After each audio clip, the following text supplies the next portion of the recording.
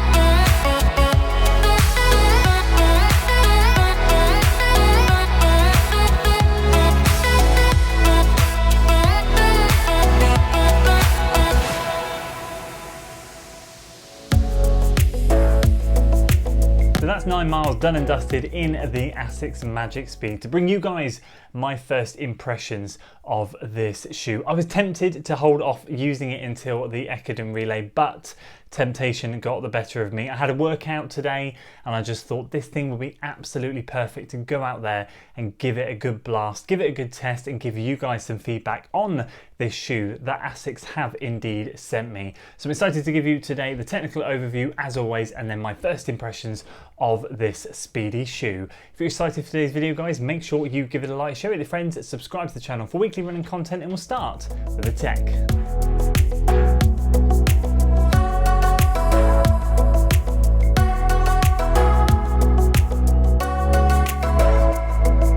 So we'll start off by saying that I went true to size, which is a UK size 13, and I'm very happy with that fit, albeit it's a tiny bit snug, but not so much on the length, more a case of the upper and the way it wraps around your foot. Very much feels like a racing shoe in that aspect. We have 34mm of stack height in the heel, 29 in the forefoot, meaning we have a 5mm heel to toe drop. And in my UK size 13, this thing comes in at around 298 grams or 10.4 ounces. And what we'll do is I'll work away from the heel counter area, talk about the ankle collar, tongue lacing, upper, midsole, then we shall move our attention to the outsole. So the first thing to say about this heel counter and ankle collar area, it's a bit of a peculiar fit at first, but when you get running in it, it's absolutely fine. And I think one of the reasons for that is this is a very lightweight shoe, and we'll talk about the upper and everything shortly. We've got a little bit more reinforcements around the back and in the toes just to give a tiny bit of support. When I say toes, I literally mean we have a tiny bit of extra material here, but then we have quite a chunky bit here just to give you some reinforcements front and back. The interesting thing with this shoe, when I put my foot in, and I thought I was going to get horrific heel rubbing, but actually I never had heel rubbing at all, and it was absolutely fine, was this bumper padding. Now we see in a lot of shoes we have bumper padding left and right of the ankle collar bones that sit just underneath, just to give a bit of cushioning and just to kind of enclose the sides of the foot to stop them sliding up and down.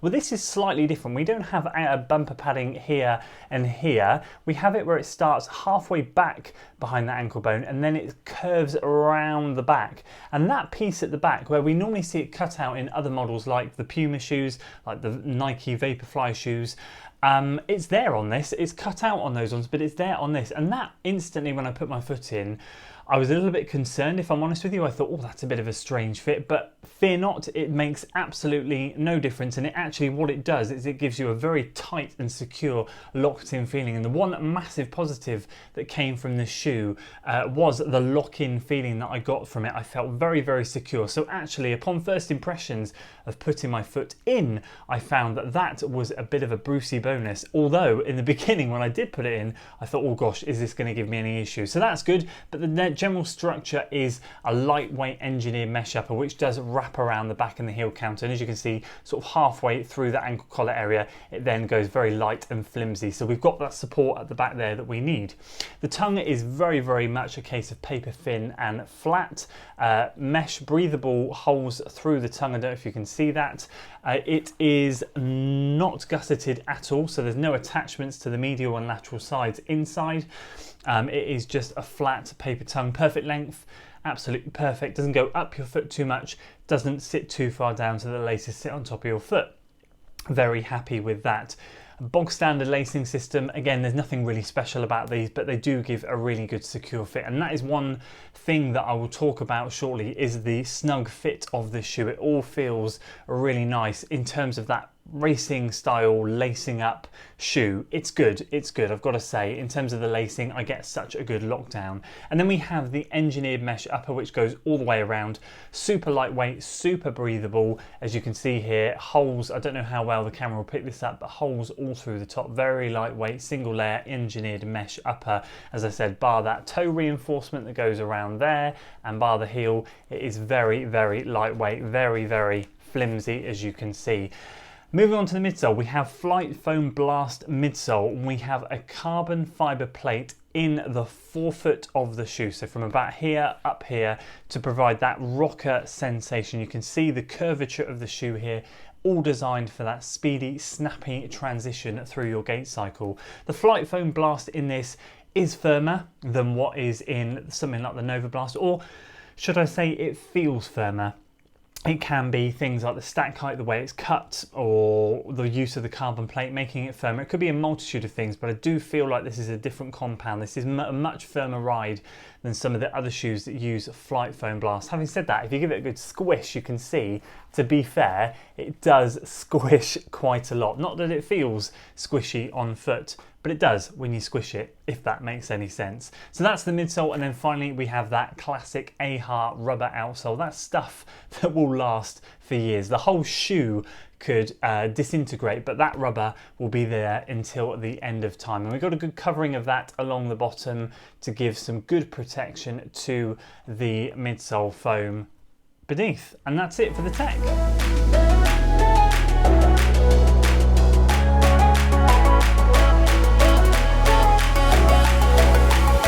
So let's dive into the juicy bit. Let's dive into the first impressions. How did I find the shoe underfoot when we're doing our workout? Let me give you a quick rundown of the workout. So today we had a warm up, then we had 8 by 2 minutes at a relatively decent pace, getting relatively close to threshold pace there.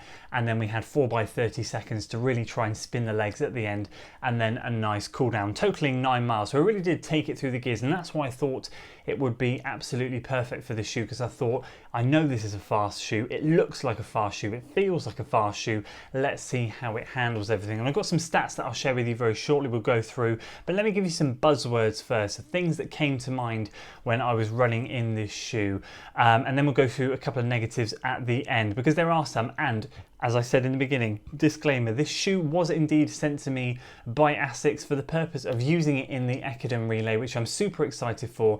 And if you haven't already, hit subscribe to the channel to make sure you tune in to that video, which will be coming at some point over the next couple of weeks with a few other great YouTubers. But that doesn't mean that they're telling me to say anything in this review. This is completely honest, and I do have a couple of negatives that I am going to share with you about this shoe, but there's a lot of positives as well, to be fair, and I want to give that to you because I really actually did enjoy the ride in this shoe overall. Lightweight, poppy, snappy.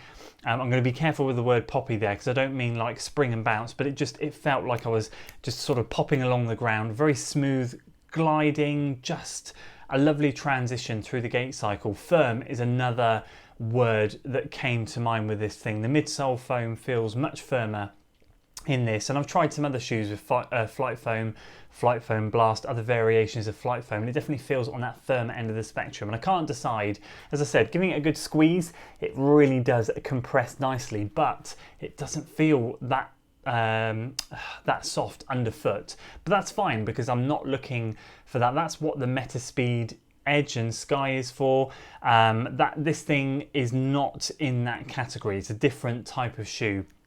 I think actually this is designed for a racing shoe, but I feel like this is probably the baby brother of those two shoes, and actually we'll come to the racing element at the end. Would I race in it, that sort of stuff. But those are the kind of buzzwords that came up. Now, I was talking to Mike, who is a viewer of the vlog. He sent a few things in. We were talking on Instagram, and I gave him some stats from last week's run where we did some 2-minute repeats, 2-minute intervals in the endorphin speeds, and then the 2-minute intervals from today, and we looked at cadence, or I shared my cadence data and my stride length with him, and we were talking about it. And I said to him, if you look carefully, there really isn't that much of a difference between the speed and this shoe. So the speed, I was getting a stride length of an average around 1.69 meters to 1.71, and my cadence was around 172 to 174. My cadence was pretty much exactly the same in this shoe, but my stride length was slightly longer in this shoe compared to the speed. But we're talking marginal. We're talking 1.69 to 1.71 was the average last week. We're talking 1.7 to 1.73, so it really is tiny. So I'd say in that aspect, both shoes delivered a very similar feeling. The endorphin speeds have a bit more bounce to them. The foam is a little bit softer. This feels so much more kind of snappy and kind of like you're going bam, bam, bam as you're running along, kind of really smooth, really quick, really light. And that's what I like in a speedy day shoe. So overall, I've got to say it tackled those speed intervals nicely. They felt great underfoot. As I said, although it was a strange feeling there, what it ended up doing is it felt like it locked in my foot really nicely. No movement, the laces didn't come undone, and that is such a welcome feeling. The upper hugged my foot perfectly, and overall I can't fault the shoe in that aspect. But there are a couple of things that I need to highlight to you. Number one, I think, or I gather, this is kind of geared towards racing. I feel like with the other options out there, this isn't something I put in a racing category myself. I treat it more as a training shoe. I feel like you could train in this and then race in the Meta Speed Edge or the Sky. I feel like you get more benefit in those two shoes than this thing. I feel like the foam and the plate in this just being in the forefoot plate and the return, I feel like you could get away with racing up to a 5k in this. It does feel like you can turn over quickly, but I feel like for a longer race you wouldn't want to choose this shoe. It might end up being too firm. So if you're buying it on the basis of you want a cheaper end carbon plated racer, yeah, it will probably do you okay.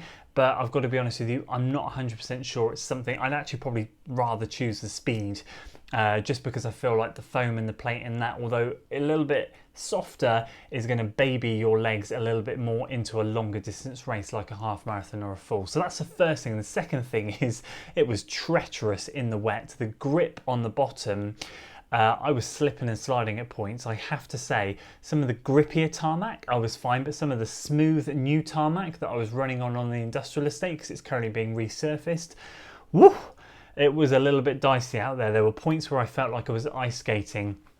So this rubber on the bottom, although feels quite tacky, I did find on certain surfaces out there that it was a little bit dicey. So I'm certainly going to have to be wary of where and when I use this. I certainly would not take this out on a really heavy rainy day again, or really if the roads are slick. It's not something, I thought the endorphin speeds were relatively bad in the wet.